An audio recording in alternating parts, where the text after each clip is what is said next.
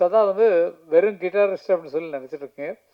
இன்னைக்கு இந்த விழா எடுக்கிறது வந்து அவர் இசையமைச்ச முதலாவது பாட்டு இன்னைக்கு இப்போ போட்டாரு. அந்த ரீ ரெக்கார்டிங் பிட்டும் அவர் இசையமைச்சு, ஏன்னா வெறும் பிளேயர் வந்தார். என்னுடைய மியூசிக்கில் வாசிச்சிருக்காரு, அண்ணனுடைய மியூசிக்கில் வாசிச்சிருக்காரு. நாங்கள்லாம் எங்களுக்கு சான்ஸ் கிடைக்காத காலத்தில் அவங்க வீட்டில் தான் உட்காந்துருப்போம். சுதர்சன மாஸ்டர் உங்களுக்கு தெரியாமல் இருந்திருக்காது நிஜமா. எல்லாருக்கும் அம்மாவும் நீயே அப்பாவும் நீயே அன்புடனே ஆதரிக்கும் தெய்வமும் நீயே என பாட்டாக இருக்கட்டும். நிறைய பாடல்கள்.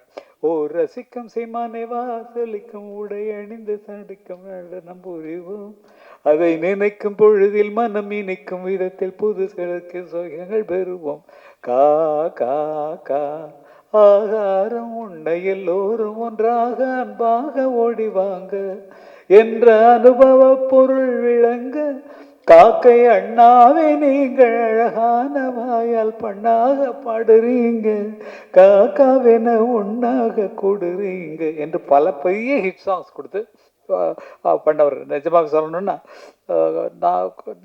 கண்ணா கருமை நிற கண்ணா உதை காணாத கண் இல்லையே என்று பாடலாம் உருவாக்கி கொடுத்து, அப்போ எல்லாம் வந்து எதுக்காக சொல்கிறேன்னா அவர் பற்றி மற்றதை பேச போகிறோம், அதுக்காக அவரை பற்றி பேசணுங்கிற ஆசையில் வந்துருக்கேன். அவங்க தான் மியூசிக் வந்து மியூசிஷியன்ஸை மாதக்கணக்கில் புக் பண்ணி, ஜானகியாக இருக்கட்டும், இது வந்து எம்எஸ் ராஜேஸ்வரியாக இருக்கட்டும், குழந்தையில பாடுவாங்க அவங்க எம்எஸ் ராஜேஸ்வரி தான். அவங்க மாத சம்பளத்துக்கு அங்கேயே ஏவிஎம்மில் இருந்து இவங்க மியூசிக் டைரக்டர் இவங்க அப்பாவோட மியூசிக்கில் தினம் வந்து பாடணும், தினம் வந்து பாடல்களை கற்றுக்கொள்ளணும்.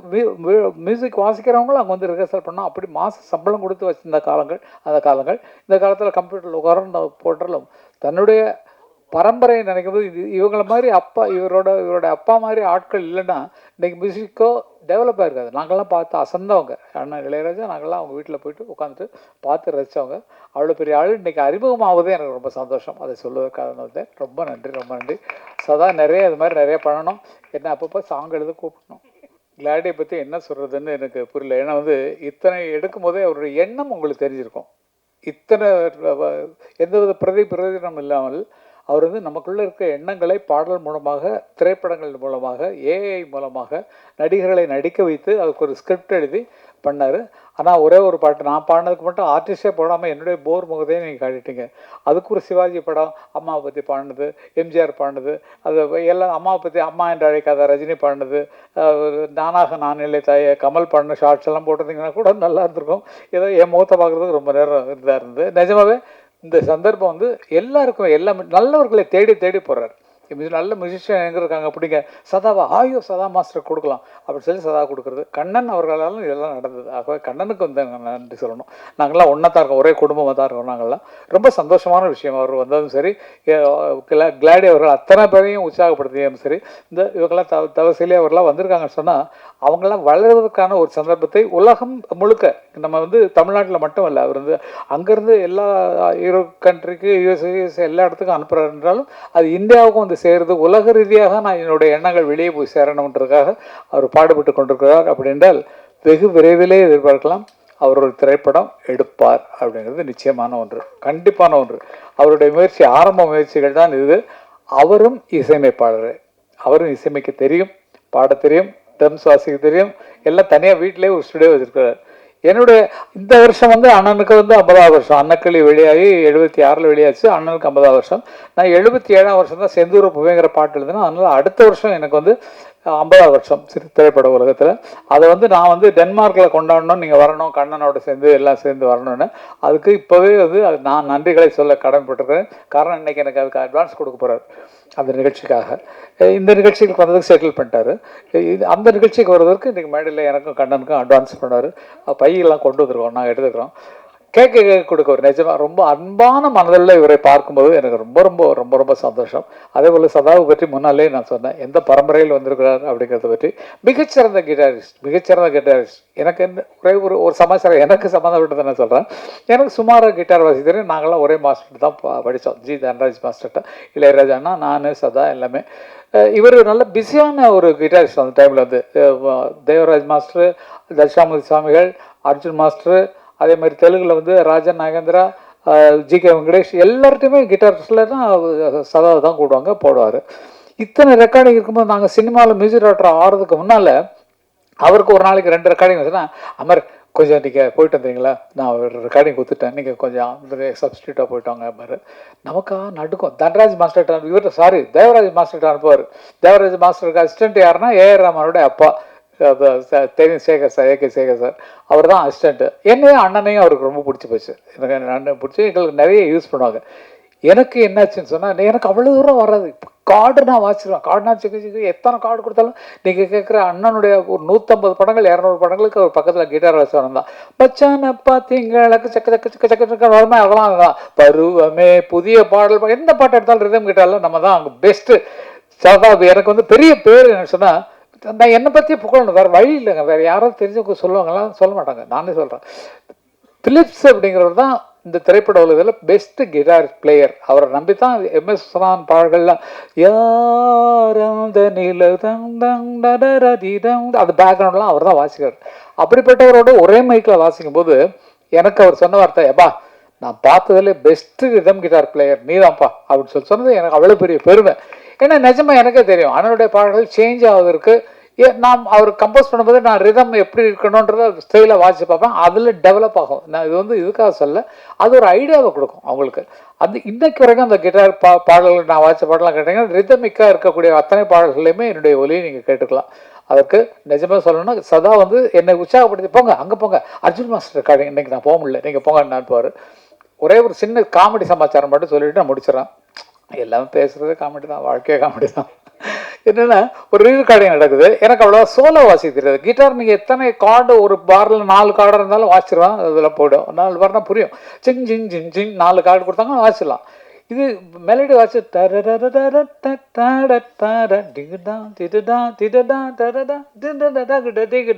வாசிக்கணும். ஒரு சீனு அப்போ எல்லாம் மியூசிஷியன் எப்படின்னா, காலைல 7 மணிக்கு வந்தாங்கன்னா 1 மணி வரைக்கும் ஒரு கால் ஷீட்டு, 2 மணிக்கு வந்தாங்கன்னா 9 மணி வரைக்கும் ஒரு கால் ஷீட், 7 to 1 கால் ஷீட்டில் ஒரு ரெக்கார்டிங் எடுறாரு. ஏவிஎம் வாகினி ஸ்டுடியோவில் ஜி தேட்டரில். அதில் தான் எங்களுக்கு அன்னக்கிளி ரெக்கார்டிங் நடந்தது. அதில் வந்து அவருன்னு தேவராஜ் மாஸ்டர்னா எல்லாம் பயப்படுவாங்க. ஏன்னா அங்கே சத்தமே இருக்காது. அண்ணன் மாதிரி தான். அண்ணா எப்படி ஸ்டுடியோவில் அமைதியாக இருக்காங்களோ அவர்கிட்டையும் அப்படி தான் இருப்பாங்க. அவர் என்ன பண்ணுறாரு, படத்தை பார்த்துட்டு, ஏடோ அமர் இந்த இடத்துல நீ சோலோ வாசிக்கோ அப்படின்ட்டார். சோலோன்னா நான் இஷ்டத்துக்கு நான் வாசிக்கணும். எனக்கு கொடுத்த நோட்ஸ் கொடுத்தா வாசிடுவேன். நமக்காக எல்லோரும் முன்னாடி எல்லாம் 8 மணி ஆகுது. அந்த ரீலில் முடித்தா தான் கால் ஷீட் முடித்து அவங்க வீட்டுக்கு போகணும். எல்லாம் வேறு இடத்துலேருந்து வரும். மின்ட்லேருந்து வந்துருப்பாங்க, இதுலேருந்து வந்துடும், தூரத்துலேருந்து. நான் வாசிக்கிறேன் சரின்ட்டு நம்ம பயம். இந்த சீன் வந்து லாஸ்ட்டில் வருது. அப்போல்லாம் கண்டினியூ பண்ணால் யாராவது தப்பு வச்சாங்கன்னா மறுபடியும் ஃபஸ்ட்லேருந்து வாசிக்கணும். ரீரெக்கார்டிங்கு ஃபுல் ரீலும் 10 நிமிஷம் ஓடக்கூடிய ரீலில் மறுபடியும் முதல்ல மியூசிக் எல்லோரும் வாசிக்கணும். எனக்கா கை நடுங்குது, என்னத்தை வாசிக்க போகிறோம் அப்படிங்கிறப்ப நானும் அங்கே போய் தனியாக ப்ராக்டிஸ் பண்ணி பார்க்குறேன். எல்லாம் ரெடியா இப்படி தான் கேட்பாரு. அது ரெடி மாஸ்டர். இன்னொன்று சரி ஓகே, டேக் போகலாமா? டேக் போகலாம். சரி படம் ஓடுது, மற்றவங்களாம் கரெக்டாக வாசிக்கலாம். வயலின் போது அதான் துரு தூருன்னு அவர் வாசிச்சார். எல்லாம் முடிச்சுட்டு இது என்னோடது 9வது நிமிஷத்துல என்னோட சீன் வருது. அந்த பொண்ணு மடியில் மாடி மேலே இருக்கா இல்லையா, அவள் கீழே வந்து அந்த லெட்டரை வாங்க, போஸ்ட்மேன் வெளியே நிற்பான். அந்த போஸ்ட்மேன்கிட்ட வந்து லெட்டர் வாங்குற வரைக்கும் நீ சோலோ உன் இஷ்டத்துக்கு வாசிக்கோன்னு சொல்லிட்டாரு. நமக்கு ஒன்றும் தெரியாது. சரின்ட்டு எல்லாம் அவசரத்தில் இருக்காங்க. நான் வாசிக்க ஆரம்பிக்கிறேன்.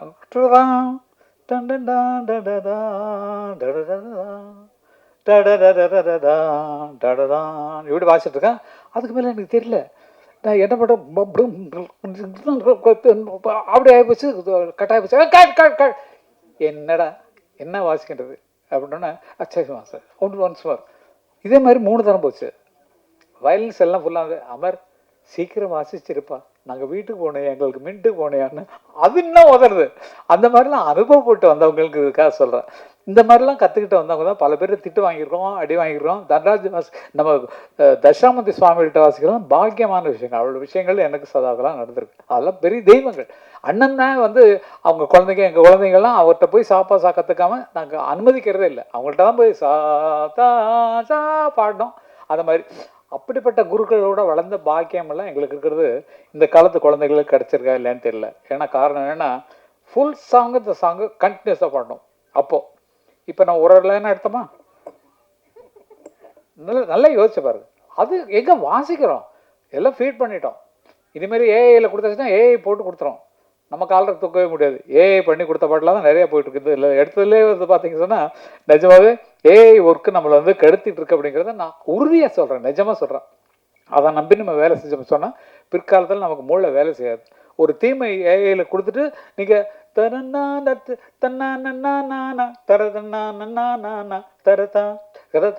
தரதானா வார்த்தை எழுதுறது. அவன் தான் நனையா போனா அட போனா நையா வந்தான் அடவா அடப்போ அடயா வானோ பாட்டு எழுதிடும், பாடிடும். இதில் எப்படி நம்ம பேர் போட்டுக்கிறது?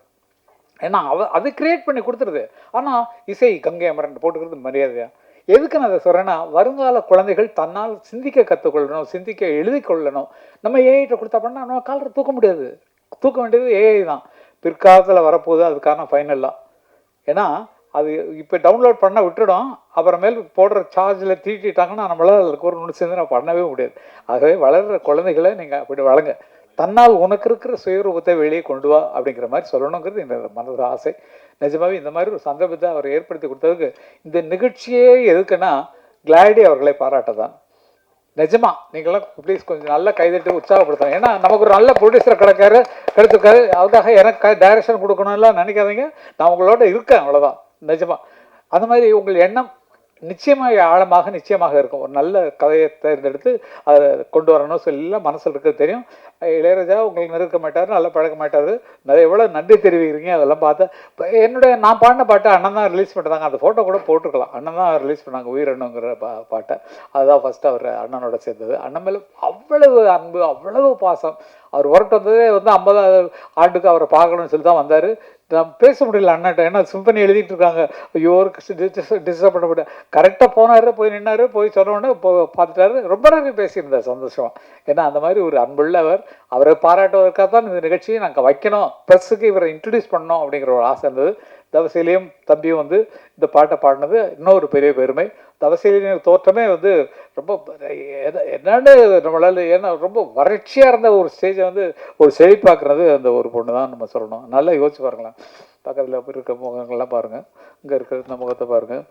நல்ல பயங்கர குறும்புக்கார பொண்ணு, ரொம்ப குறும்புக்கார பொண்ணு, ரொம்ப உற்சாகமான பொண்ணு. அவங்க அம்மா அப்பா வளர்ப்பு அந்த மாதிரி ரொம்ப ஈஸியாக வாழ்க்கையை வாழ்ந்துட்டு இருக்காங்க. தம்பி வந்து துபாயிலேருந்து வந்திருக்காரு இந்த நிகழ்ச்சிக்காக. அதுக்காக அவருக்கும் பாராட்டுகளை தெரிவித்துக்குள்ள கடமைப்பட்டுருக்கேன். ப்ரெஸ் நண்பர்கள் எல்லாத்தையும் தனித்தனியாக சொல்கிறதுனா ஒவ்வொரு பெரிய பெரிய கதை. இப்போ சமீபத்தில் தான் 50வது ஆண்டு விழாவுக்கு போட்டார் ஃபிலிமாவில். இல்லை நிறைய எல்லாரும் பழக்கமானவங்க இருக்கிறதுனால உங்களெல்லாம் விட்டு பெரிய மனசே இல்லை. நல்லவைகளை மட்டும் எழுதுங்கள். பயில்வான் மாதிரி அவருக்கு இட்லிக்கு வழி இல்லை, தோசைக்கு வழி இல்லை, அது மாதிரிலாம் எழுதாதீங்க தயவுசெய்து. அதுக்கு கூப்பிட்டு பயில்வான்ட்டே சொல்லிட்டோம். ஏன் அந்த மாதிரிலாம் எழுதுறீங்க, அப்படியே இருக்கும் வீட்டில் வந்து பார்த்துக்கையா அப்படின்னு சொல்கிற மாதிரி. இல்லாத பொருளாதெல்லாம் அவர் எழுதுறாரு. இந்த ஸ்டேஜில் சொல்ல வேண்டிய கடமை. ஏன்னா ப்ரெஸ் இருக்கிறீங்க, எல்லாம் இல்லாத பொருளாதெல்லாம் சொல்லி எழுதுறதுக்கு அதுக்கு எதுக்கு அவ்வளோ பெரிய ஆள் வளர்ந்த ஆளுகளை நம்ம திட்டணுமா? அவங்க கஷ்டப்படுறாங்க. குழந்தைகள்லாம் ஒன்றா இருக்காங்க வீட்டில். வேணால் எங்கள் வீட்டில் ஒரு வாரம் வந்து இருந்து பாருன்னு சொன்னேன். ஈவன் இது துபாயில் செட்டில் ஆகிட்டான். இவன் கார்த்திக் பார்த்தீங்கன்னா அவனுக்கு அங்கே தான் இருக்கான். அவங்க ஒய்ஃப் தான் அண்ணனுக்கு சமைச்சு போகிறான். இதெல்லாம் இல்லாமல் அவர் அனாதையாக இருக்கார். அப்படி போட்டு என்னத்தையோ கிரியேட் பண்ணி இளையராஜாவை எதுக்கு இறக்குறீங்க? 50 வருஷம் ஒருத்தர் ஆள் நிலையாக நின்றுருக்காரு. அப்படிப்பட்ட ஆளை இறக்கணுமா? நல்லா யோசிச்சு பாருங்கள். பயில்வான் எழுதுனது கரெக்டாக, இது பயில்வானுக்காக சொல்கிற வார்த்தை தான் அது. பயில்வான் அவர்கள் அதற்கு மன்னிப்பு கேட்டே ஆகணும். ஏன்னா யார்கிட்டயோ வாழ்க்கையை படிச்சிட்டோம் அப்படின்ற மாதிரிலாம் தப்பாக சொல்லிட்டு இருக்காரு. அது சரியல்ல. எங்களை நேசித்து கொண்டு போங்க. ஏன்னா 50 வருஷம் வாழ்ந்துருக்கோம். வயசு 78க்கு மேலே ஆகுது. அண்ணனுக்கு 82 வயசு மேலே ஆகுது. ஆகவே எங்களை காப்பாற்றுறதுக்கான வெளியே பண்ணுங்கள். நாங்கள் இது வரைக்கும் வேலை செஞ்சுட்டு இருக்கோம் ஐயா. இத்தனை வருஷமாக 70லேருந்து வாசிச்சுட்டு இருக்கோம். மியூசிஷியனாக இருந்தோம், இன்னைக்கு வரைக்கும் இருக்கிறோம். ஆகையில் எங்களை பற்றி குறை சொல்லணும்னா எங்களை எழுதுங்கன்னு கூட வேண்டாம்.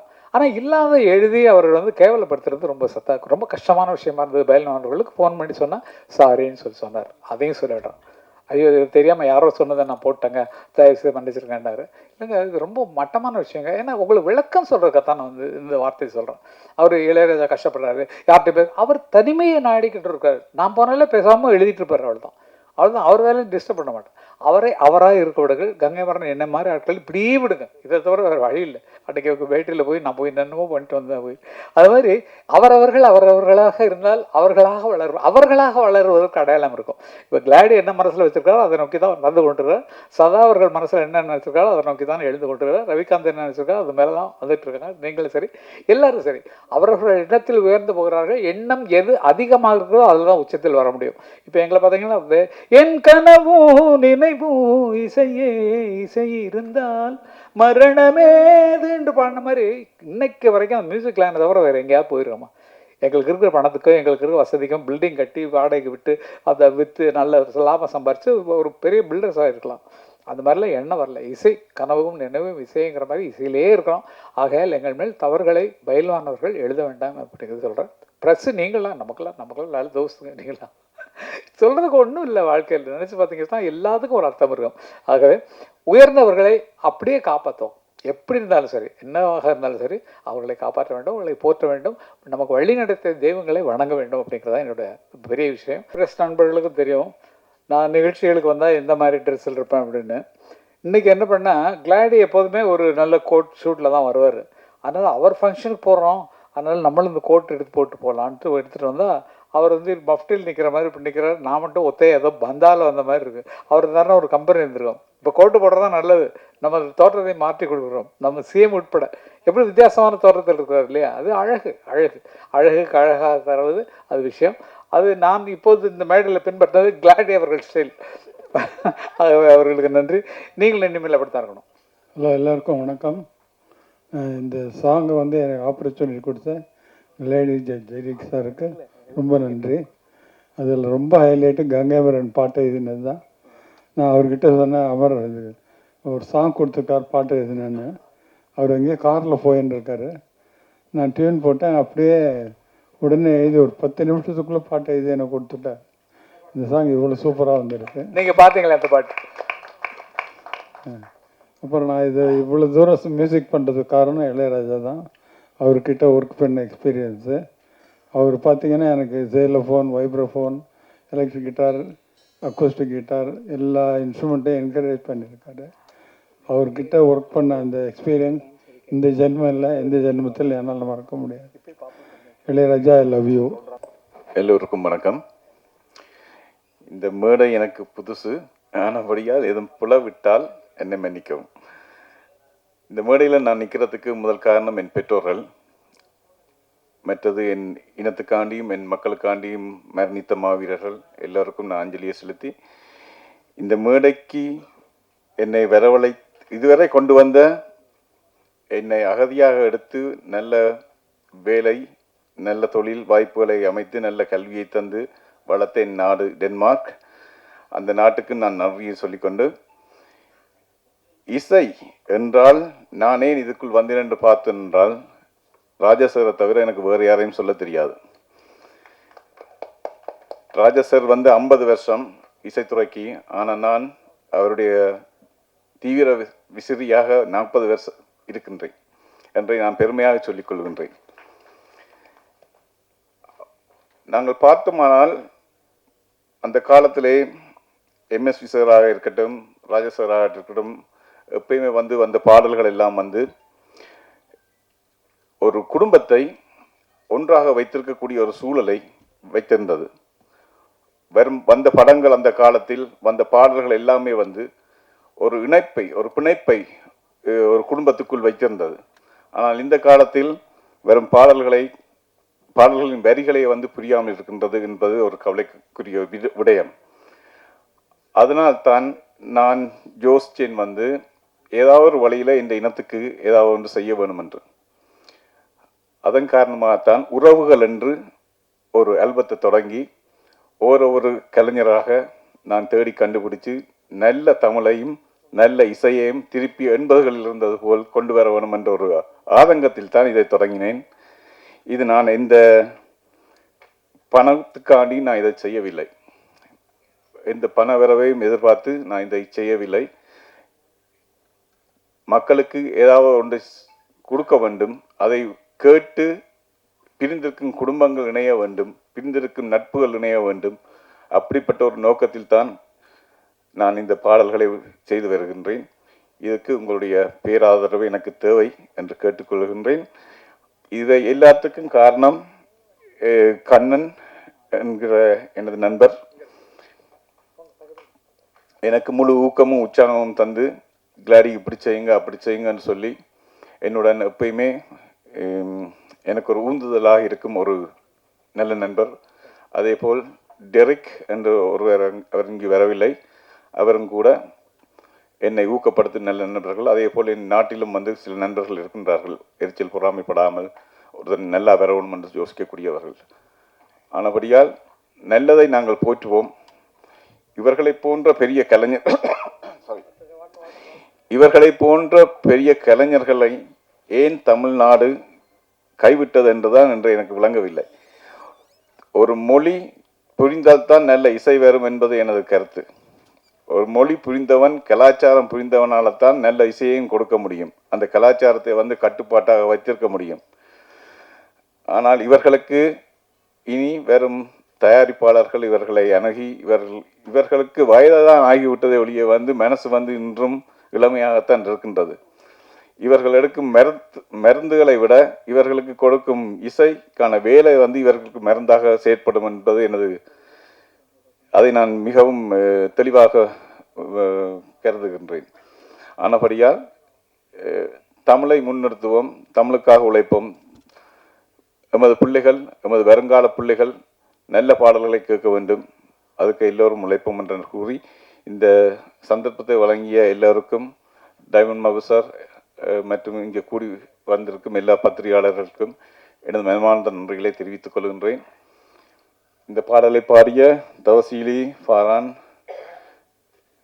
மற்றது இந்த இதுக்கான வீடியோக்களை செய்தது வந்து சவு கணேசன் சொல்லி அங்கே இருக்கின்றார். அவர்தான் இவ்வளோ அழகிய வீடியோக்களை எனக்கு செய்திருக்கிறார். அதே மாதிரி டனி என்றும் ஒருவர், அவர் இன்று வர முடியாமல் போய்விட்டது. எல்லோருக்கும் எனது நன்றிகளை கூறிக்கொள்கிறேன். அதே மாதிரி வார்த்தைகளால் இவர்களுக்கு நன்றி சொல்ல இயலாத இந்த ஜம்பவான்களுக்கு, இங்கே இந்த மேடையில் 3 கிட்டாரிஸ்ட் இருக்கிறாங்க.